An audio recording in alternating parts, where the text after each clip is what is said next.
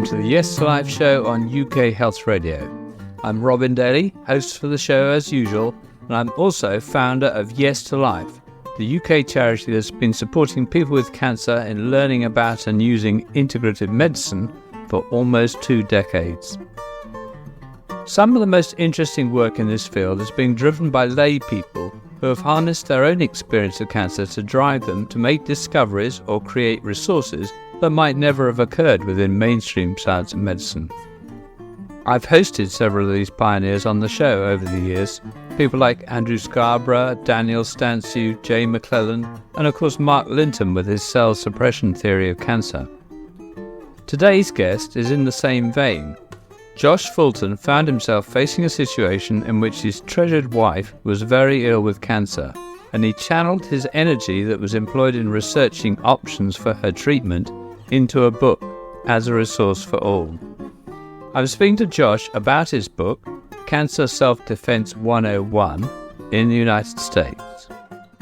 Josh, thanks so much for being my guest on the Yes to Life show. Thank you for having me. So we're here to speak about your book, Cancer Self-Defense 101, Quick Tips to Help You Survive.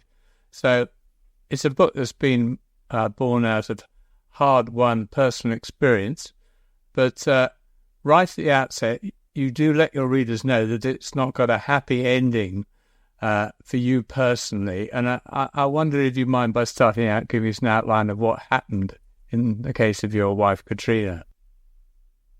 Right. So Katrina had stage 3 melanoma in 2013, and then she beat it with this drug called interferon, and also the fact that she couldn't eat for a long time, which might have contributed to it. And then it came back at the end of 2019, and she did the standard of care for a while. At first she did like targeted therapy, which worked well, then it stopped working, and then she did immunotherapy, which kind of had side effects. Didn't work too well for her. And then she developed brain tumors, and they did radiation. And during that whole time, I was, up all night. I was researching, going through PubMed left and right, looking up everything about melanoma and all the clinical trials. And once the radiation didn't work, she just said to me, "Did you see that the way they looked at me in that meeting?" Because the radiation oncologist was just conveying with his eyes what he couldn't convey with his words, such as, "This is over. You better start planning right now." And I had been reading a lot, and, I read about integrative clinics, and I kind of found a few that seemed good to me. And with no other options left, realistically, we drove from North Carolina to Tijuana, Mexico, because she couldn't fly. Yeah, it took 3 days. And she was a soldier. I mean, she actually drove the majority of the time. So we went to Tijuana, and the very first day, I saw someone in the cafeteria down there who had a big tumor on their neck for head and neck cancer, like the size of a softball. And it had finally decreased enough to where she was able to eat for the first time in 2 or 3 years. And I saw numerous people like that. I saw people literally getting out of wheelchairs in this clinic. And my own wife had a great success. She went down there with 8 fulminating brain tumors, and within 6 weeks, she had 5. And the 5 that she had were half the size. So I became convinced that this was something to take seriously. We should have been doing it from the beginning. And, I was a believer. So the way that things went from good to bad, she was walking a mile with me in the hot Tijuana sun every day from the clinic to the hotel. She got radiofrequency ablation in her liver, which I thought would be perfectly fine. And then within a week, it might have been 3 days later, might have been 4 days later, I was like, wow, why are we doing it this soon? But she got open surgery to remove a few tumors, like one in her breast and a few on her back. And, I think that she just wanted it done with. Our perspective was, wow, we had this amazing success in Tijuana. We can come back whenever we want. We have this behind us. Let's get this out of her body. And the combination of the radiofrequency ablation and the surgery, turned a success into a failure, unfortunately. Well, within a week, she went from walking a mile in the hot Tijuana sun to needing to be pushed around in a wheelchair. And it just didn't go well from there. But she was a warrior and a very generous person, and the book is written with her in mind.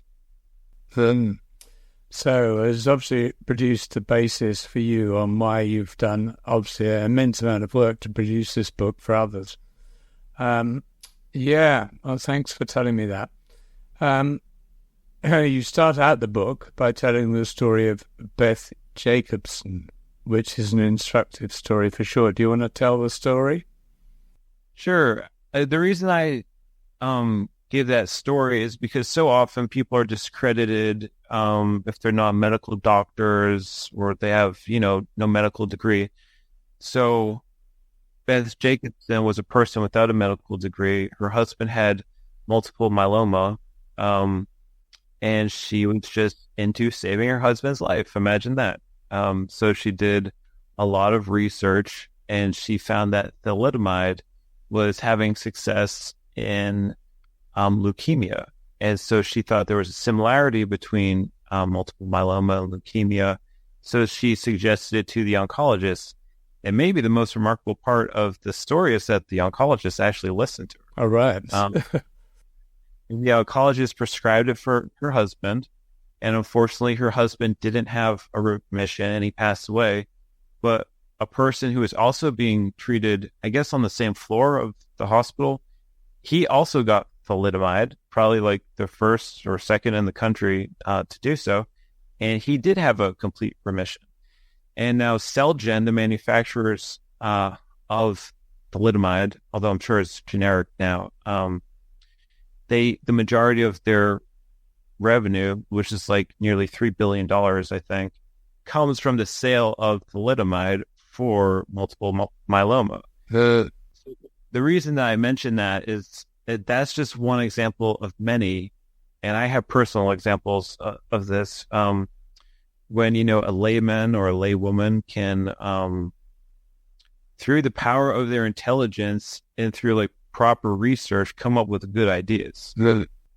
It's not like the medical oncology establishment has a monopoly on good ideas, because even though they're so well studied, they can't implement things like we can implement them. They're bound by the standard of care.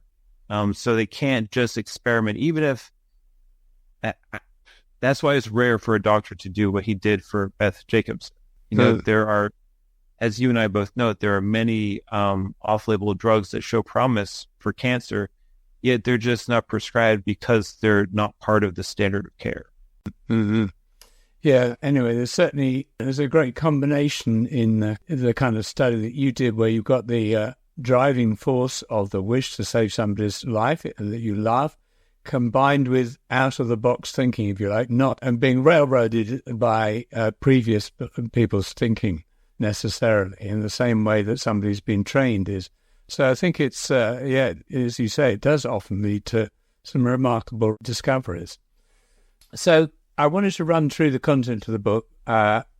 Mostly it's going to be pretty cursory, of course, because of time constraints, but along the way I want to spotlight various bits and pieces.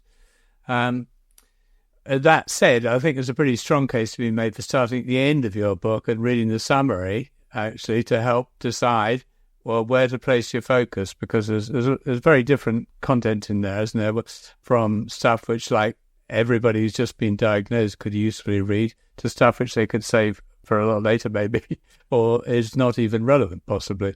So it's quite, it's worth, I think, having a look in that summary, because it does a good job of telling you what you got there. But you set it out in a very kind of stepwise manner, and the first 4 chapters are dedicated to advice for what to do at diagnosis and after. Do you want to just tell us about those 4 chapters at the beginning of the book, what you're hoping to convey there? Yes. So some key decisions can be made right at the beginning of a cancer diagnosis. Where are you going to get treatment? So we were talking about the standard of care and how it's the same just about everywhere. But we went to UNC Chapel Hill, and we thought it would basically be the same as Duke. So like Chapel Hill and Duke are near each other. But the reality was that Duke had a lot better clinical trials than Chapel Hill did. So I made a point in the book to go to the most prestigious oncology center around, because they're probably going to have the best clinical trials. And I lay out a method for researching clinical trials in the book, such as looking at websites like OncLive for your cancer type, and that will tell you what's progressing through the clinical trial process. I make a point to say to get an MD or a DO, someone conventional medical oncology, and also someone who believes in integrative oncology. That's kind of the foundation of the book. And another part would be to get your tumor sequenced, so you can. I list several different companies in the book that allow for tumor sequencing. So perhaps you have a genetic mutation, such as a BRAF mutation in melanoma, that would allow for a specific type of cancer treatment. There's a variation on that, which is a chemosensitivity assay, where they basically take your tumor sample and then they, create tumors in mice, and then they test different chemotherapeutic agents against those mice, and it's remarkably successful. So I just lay out like a kind of a common sense like pathway for people to travel once they've been diagnosed. All right, so this is early decisions, and great. Obviously, people get their hands on your book at that point. It's unfortunately too many people already got quite a way down the road before they start looking outside the box. But let's hope the title of your book inspires people to pick it up at the beginning.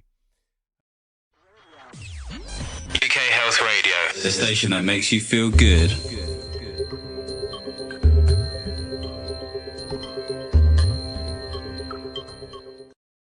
Nature's Medicine for Modern Living, a people and plants dialogue hosted by Sophie.Health. At Sophie, we bring together experts and voices who rarely cross paths. Our quest is to illuminate the ancient world of plant medicine and reimagine it for the connected age. Join us to explore new boundaries of digital personalized medicine with deep roots in the natural world, and hear from our community of international pioneers who are validating this new paradigm and improving how we feel, sleep, and cope with daily stresses naturally.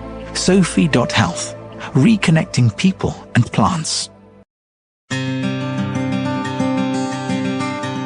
Once upon a time, human slavery was just a fact of life.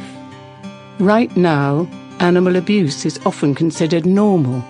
In time, it won't be. Animal Aid campaigns peacefully against all forms of animal abuse and promotes cruelty-free living. Check out animalaid.org.uk. It's time for a kinder world. UK Health Radio, the station that makes you feel good.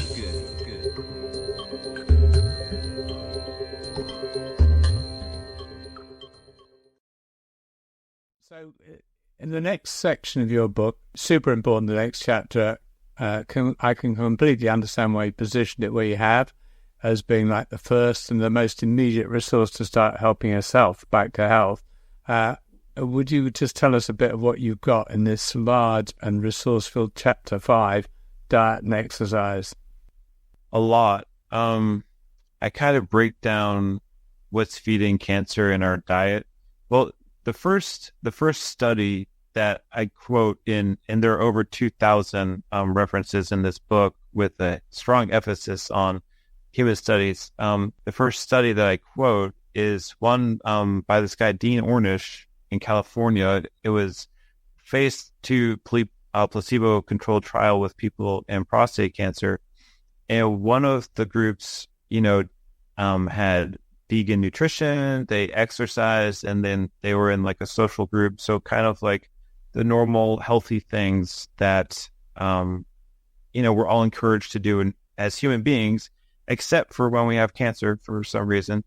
But his study showed that these people with prostate cancer who did these kind of common sense healthy things had better outcomes than people who didn't.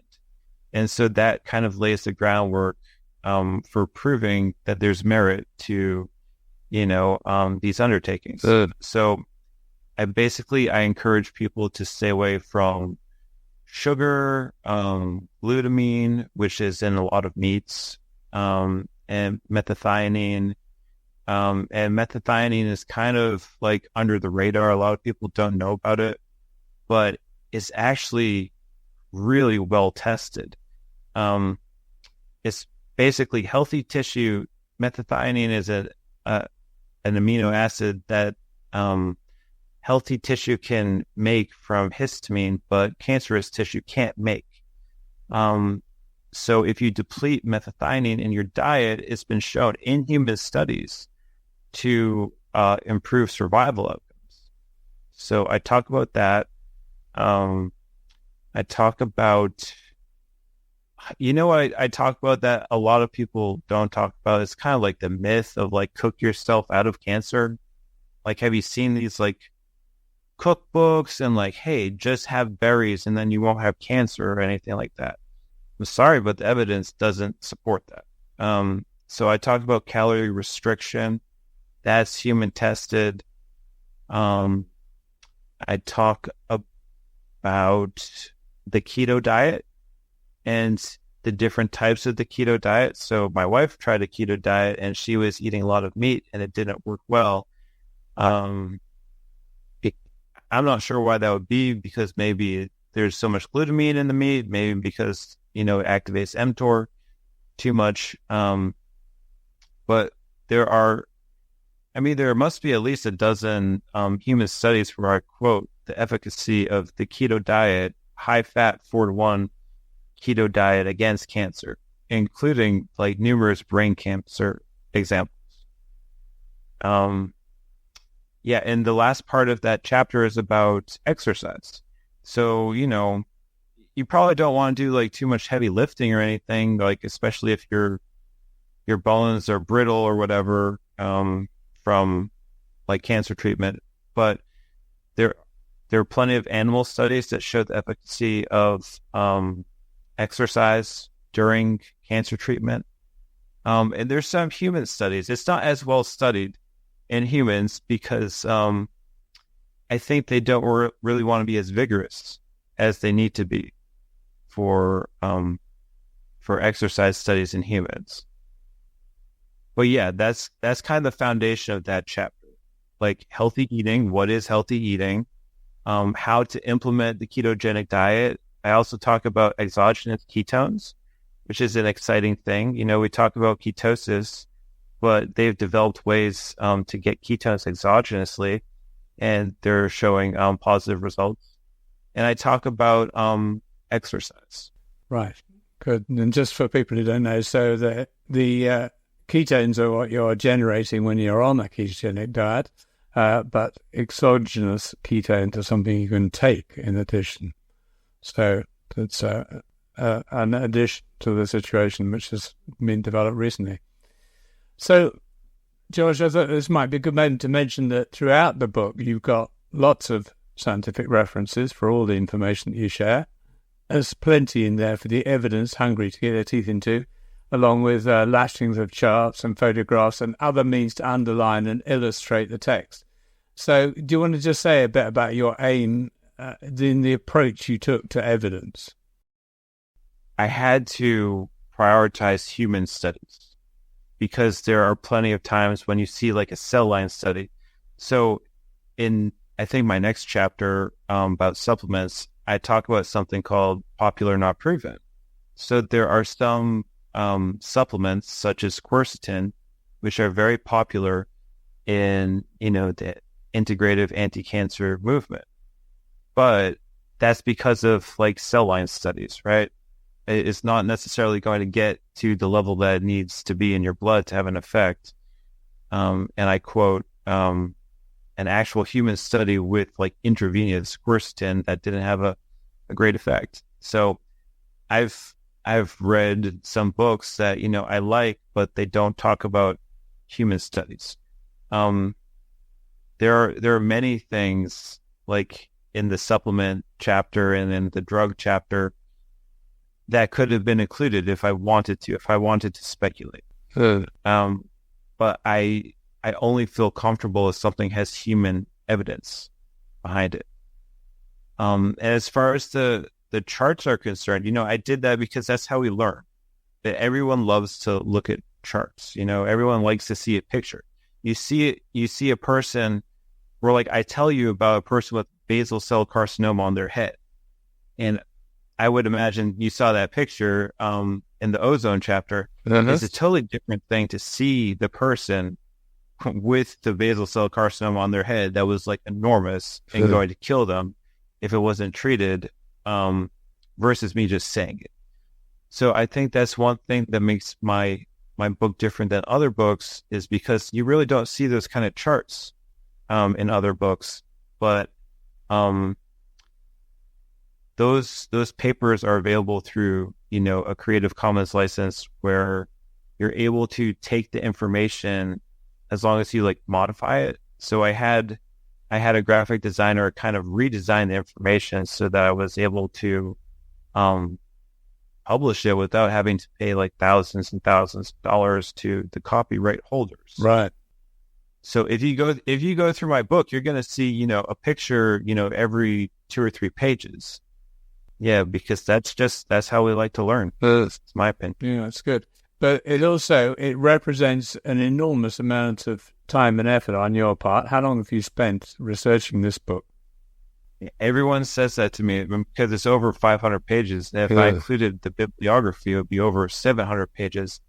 But I went to grad school for writing, and I like writing. It only took me about 8 months. Wow. So impressive.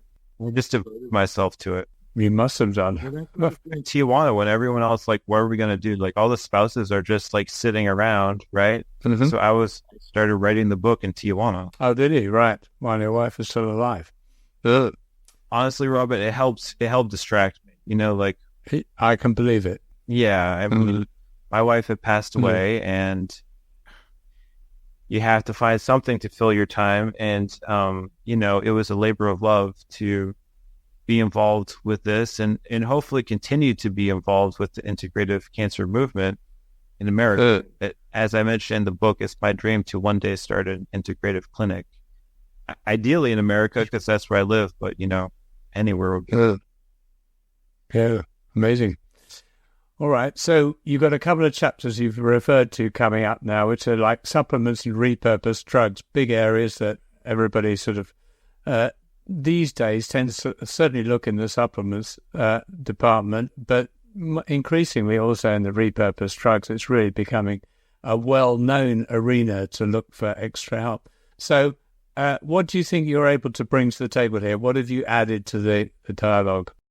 There are some repurposed drugs that really aren't mentioned very much, like a Zoxamer bromide. That's used largely in Russia. It's an immune modulating drug, but it's used in just about every vaccine in Russia. So like hundreds of millions of people have used it before. So a couple other things like Dukoral, which is an oral cholera vaccine that's available over the counter in Canada. And I actually had a friend who I heard about it from a DO in America, and he was working with my friend, and he was like, all right, you just got to go get it in Canada. There is a lot of evidence for that. Talk about low dose interferon. There's a whole book about low dose interferon called The Case for Interferon. That was really, really powerful. So yeah, clomipramine. So that's probably bigger in the UK than it is in America. Yeah. Yeah. So like the reason I found out about that is, because some UK doctor had been prescribing it. In case people don't know, it's brain penetrant and has a lot of positive evidence against brain tumors, and when someone develops brain tumors, it's just bad news, and the conventional oncology establishment doesn't have much for them. So I profile, I think it's 18 drugs in the repurposed drugs section, and I would say a good 3 to 5 of them aren't really well known, very evidence backed, and in the supplement section, I kind of weed. There's maybe, I don't know how many there are. It's like between 15 and 20, but I weed through a lot of things that aren't supported by human studies. That's kind of like the main thing that people can draw from that one. It's like, oh, I've heard about green tea extract. I've heard about quercetin. Yet, do the human studies truly support using those as supplements? So I weed through a lot, and I focus every single one of those things. Like, I give 1 million human studies and meta-analyses for mushrooms, like the different types of mushrooms and the different types of melatonin. I was so sorry that you guys in the UK don't have melatonin over the counter, because absolutely, I know, like high dose melatonin is so powerful. I mean, I'm not even quoting studies in those topics. I'm quoting meta-analyses. So like studies of studies. So yeah, if you read through that supplement chapter, you're going to see human studies for every single thing that I list. Right. So for people who want to see some evidence behind what they're going to sink their money, effort, and faith into, you've done them a service by prioritizing what's out there into the things which are known to help in human studies. Yeah. Yeah. Okay, well, that's really helpful. At the end, and you were probably going to get that, but it kind of dovetails nicely here. Like, how to spend your money if you only have $100. Like, what can you do? Because there are many people like that, and I do prioritize what's the biggest bang for your buck. That's a very important question. Yeah, I mean, in America, it would be like melatonin, eat a bunch of mushrooms. That will cost you like $20. UK Health Radio, the station that makes you feel good.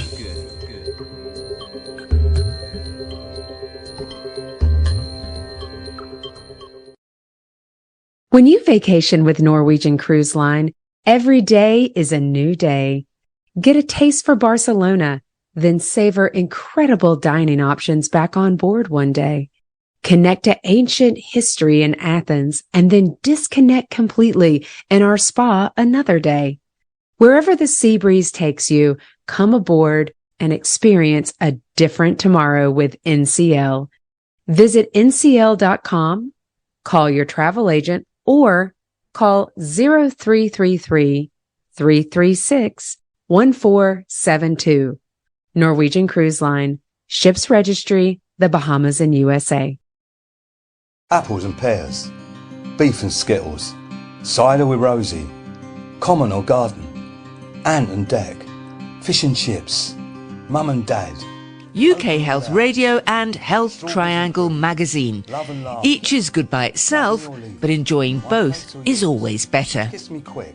Add Health Triangle magazine to your monthly health regime. Check it out at ukhealthradio.com. Strawberries and cream. A cancer diagnosis can be scary and stressful for everyone involved. Hello Love is a contemporary living space and well-being center in central London where anyone can come and learn about illness prevention and non-toxic practice.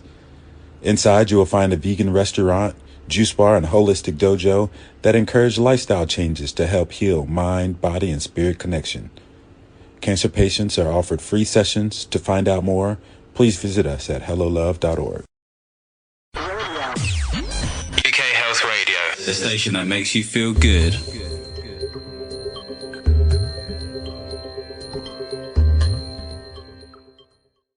All right. So moving on, you go on to cover a whole raft of important integrative medicine approaches, some of them entirely expected, like, IV vitamin C, hypothermia, oxygen, all that kind of thing, alkalization. But some maybe less so, hydrogen, deuterium depletion. What is the reason you included those?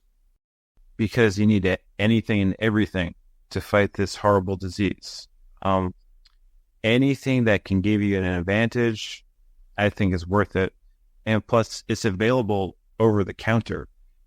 So for hydrogen, there is a human study of hydrogen as a monotherapy resolving brain tumors.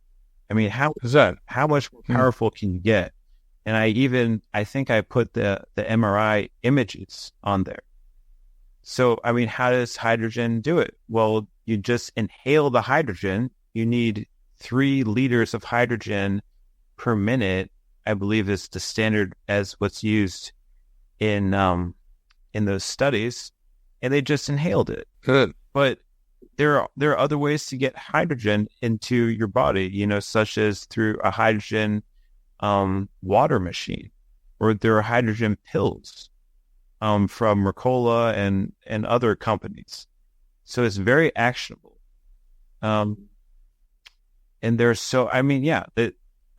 doing it out of China. Like, the amazing thing is, like, it's like they have different oncology systems in different parts of the world. It's like, yes, you'll go to Asia and you'll see hydrogen left and right over there. You'll see people using electricity in cancer treatment, which they actually developed in Europe and I think out of Sweden. And then they just don't follow it up in Europe, or, well, I guess you guys use it more than us, and then they take it over to China and Japan and they're using it left and right. So they're using hydrogen all over the place in China. I had a hydrogen machine brought to me, and like I said, Katrina was doing great when she had it. Deuterium depleted water. So there are thousands of mitochondria in each cell, and they produce thousands of ATP molecules per minute. So they need, if they have deuterium, which is like an isotope of hydrogen, it just halves the reaction time. So as I'm sure you know, and you've probably had on your show like a million times, many people think mitochondrial dysfunction is a root cause of cancer. Good. So by eliminating the deuterium, you improve ATP function, which, by the way, is, largely how melatonin works as well. There are so many studies out of Hungary about deuterium depletion. So, like, the waters might get muddied a little bit because, like, the scientist who developed like deuterium depletion, he also commercialized it, and he's like selling this water. But they've done, like, it's not just him. There's plenty of cell line studies and animal studies where they put, cancer in like a bath of deuterium depleted water versus in deuterium heavy water, which is kind of what we drink now. And it grows way faster in the normal deuterium water. So those are things, like, the total cost of that would not be much. Like, to get a hydrogen making water machine would cost about $100. And to get the deuterium depleted water, I don't know, it like $150 for 3 gallons or something. So right. It's not cheap, but if you have the money. So it's, low budget approach. Okay, useful. So you focus on kind of the what you might call the more controversial conventional therapies like chemotherapy and radiotherapy. Not everybody thinks they're a good idea, but you discuss in a refreshingly balanced way the for and against their use and how they can be used. The all the options that are out there. So it's very nice to see you just considering what actually really works here. There's no shortage of information and advice concerning these therapies coming our way as we go through oncology anyway. So what do you think you've managed to add to the picture? Well, it is balanced, like you said. I don't say, never use chemotherapy, never do radiation. I talk about it because I'm not a medical professional and I don't know people's unique circumstances. I do kind of make the case that a lot of times low-dose chemotherapy, although not always, is about as effective as high dose. And I think that's part of a discussion that a patient can have with their oncologist. There are things, like amifostine, that is the only antioxidant approved for radiation treatment by the FDA. And it's been shown to greatly lessen side effects while probably slightly improving survival outcomes. And people are just like, what are you talking about? There's an antioxidant that's approved for radiation. Well, yes, there is, but it's never mentioned. Radiation is far behind medical oncology, if you ask me, in terms of testing what's synergistic with what. They just don't allow you to do anything with radiation. They say, don't even have turmeric.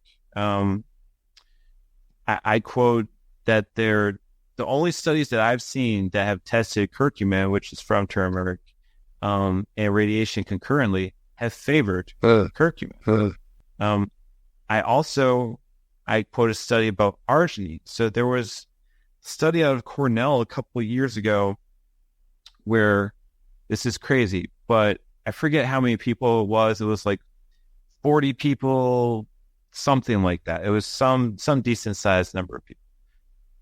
Half of them took 10 grams of arginine like an hour before the radiation. It was whole brain radiation. They had a bunch of brain tumors, and half of them didn't. What the arginine did, the nitric oxide is going to be a radiosensitizer. It's also going to vasodilate so that more blood can, more white blood cells can get to the tumor and kill it.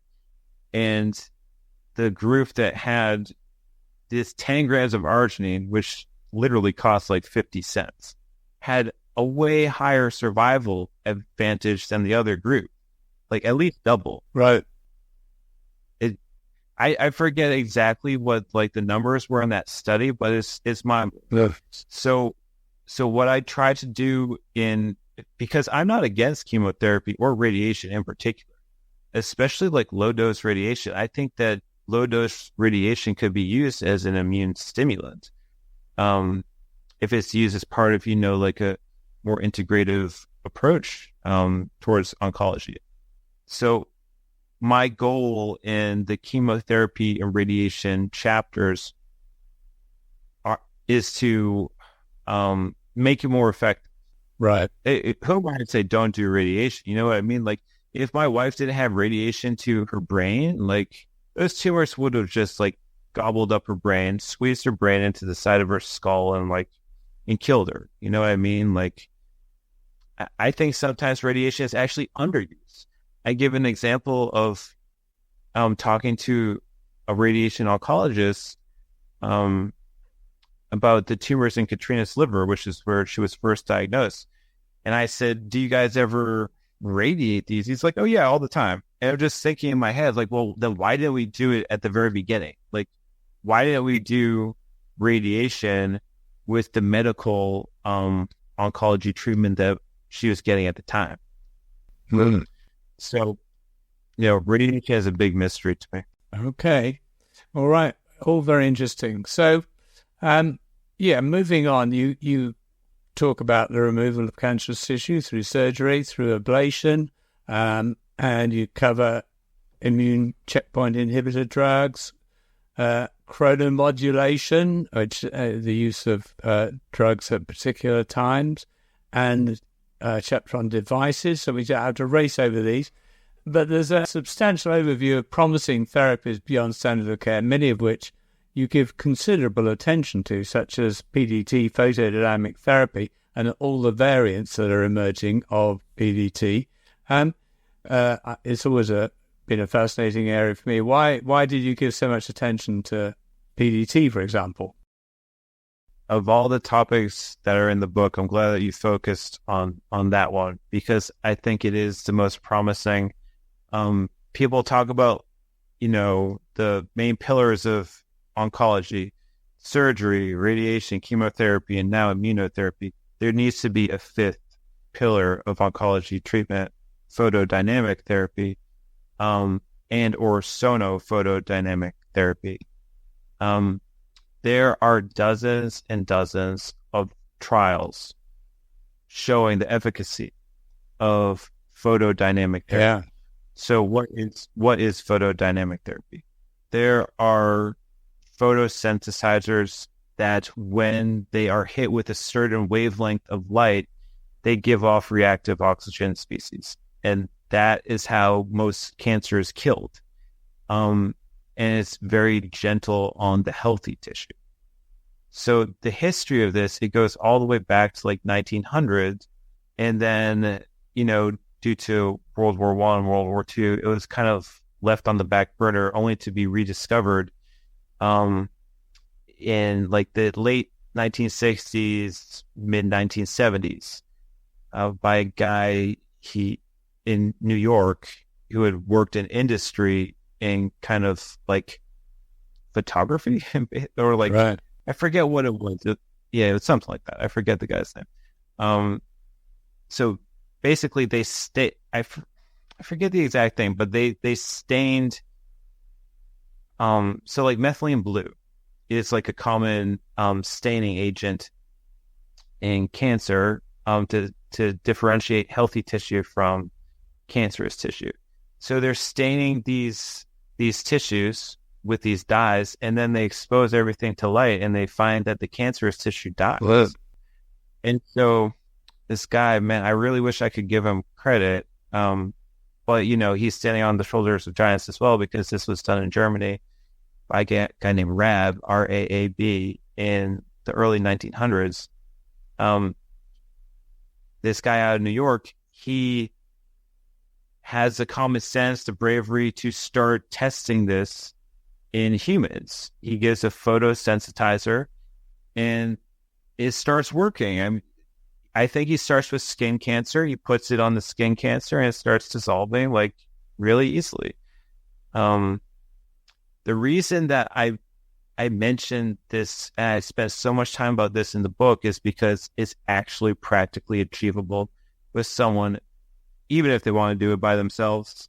Obviously, I want someone to confer with a medical professional, but a lot of things like methylene blue, for instance, is available commercially, and it is stronger than the photosensitizer porphyrin, which is derived from blood, that is commonly used nowadays. Again, in America, we're so far behind the times. Like in Japan, they're using dozens of types of photosensitizers. We're only using a couple. But yeah, I mean, you read the chapter, so like you saw all the studies that I'll quote. Yeah, absolutely. Yeah, well, I've long been driven mad by the fact that for years there's been good evidence for PDT, and it's basically worked on anything they've tried it on, pretty much.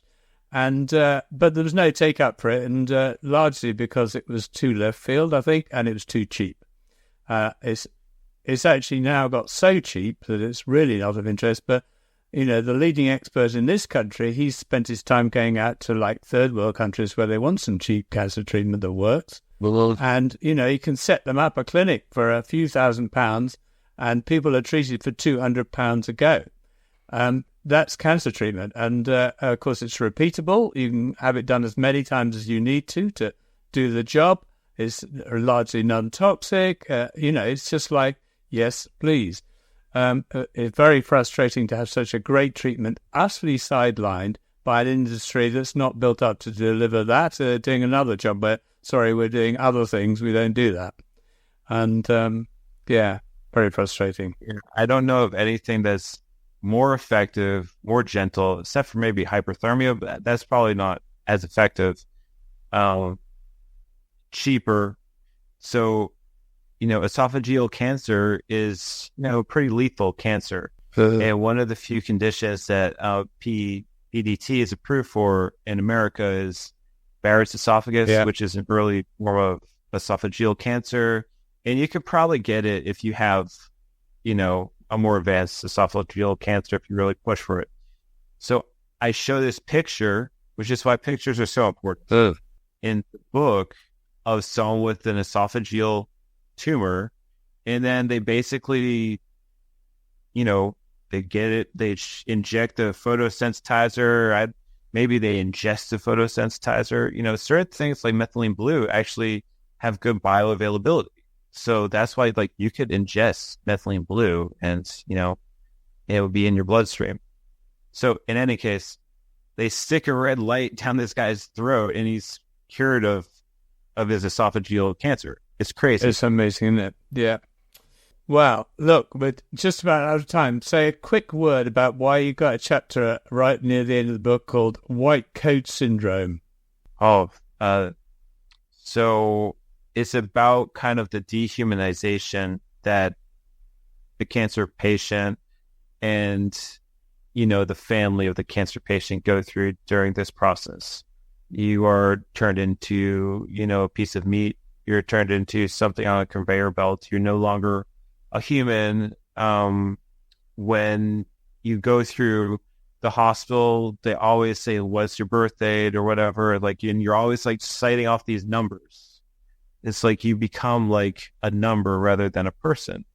And with all due respect to oncologists, there are plenty of studies that have shown oncologists burnout, including a good chunk of them. It was about 25% in this survey that were suffering from depersonalization, meaning viewing people as less than human.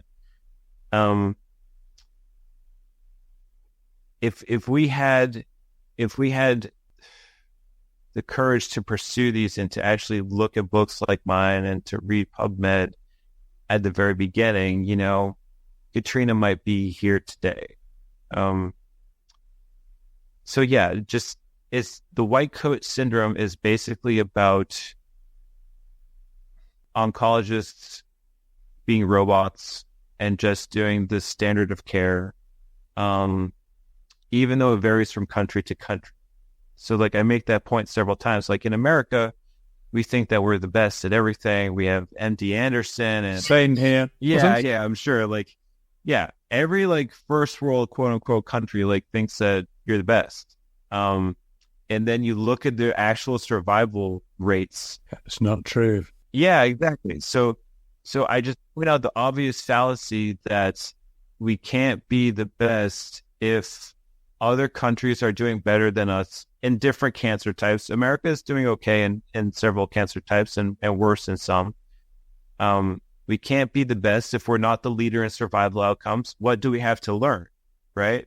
But it's just kind of the fear of the white coat. You're parking next to someone and they're just a normal person, and then they put on the white coat and suddenly they're an intellectual god. So all right. Very important chapter. Right. Going to have to leave it there, Josh. Been really interesting to talk about your book. Thanks so much for telling us all about it. I think it's a great new resource for people with cancer. I hope lots of people get to see it really early, as I said, when I think it will help most, right at the beginning. I'm sure that's what you've got in mind for it as well. So thank you very much. Thank you for having me. Bye-bye. Nice meeting you. Bye. Josh has created a valuable resource in his book, Cancer Self-Defense 101, through his diligence in research. and it's my hope that many of you find it helpful in your decision making. One of the toughest aspects of cancer treatment, and particularly of taking an integrative approach. His website, if you want to see more, is cancerselfdefense101.com, and defense is spelled with an S, not a C, US style. Thanks very much for listening today.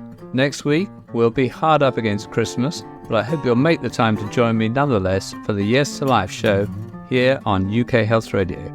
Goodbye.